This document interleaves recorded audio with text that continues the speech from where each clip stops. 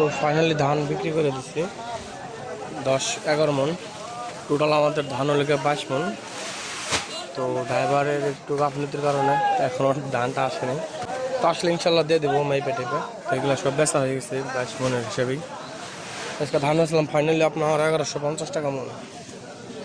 এই সেটা আরও অ্যাভেলেবেল ধান আছে মাশাআল্লাহ, এখনও আইতেছে।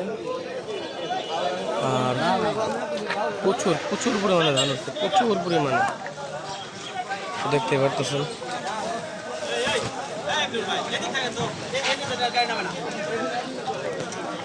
কি বিক্রি হয়ে গেছে? কত করে?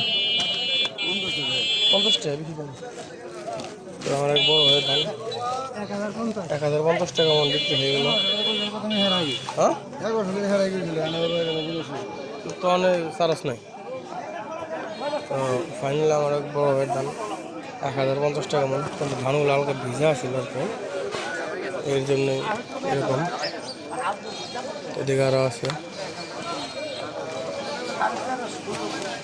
আর বড় ভাই ধান কিনতেছে।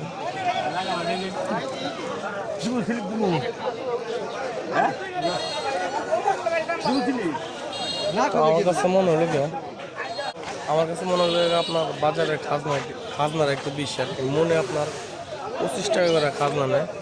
আগে তোলা নিত আর কি, তোলার ধানের সিস্টেম ছিল যে এখন ধান বেচতে এলে কিছু ধান আর কি নিয়ে আসতো সাথে, ওগুলো আর কি দিয়ে দিত। আর এখন ওটা না নিয়ে এখন আপনার 25 টাকা মন প্রতি নিতেছে, একটু বেশি নিতেছে আর কি আমার কাছে মনে হইতেছে। তো অবশ্যই আপনাদের মূল্যবান কমেন্টে জানাই যে বাজারের খাজনা একটু বেশি হয় না ঠিক আছে।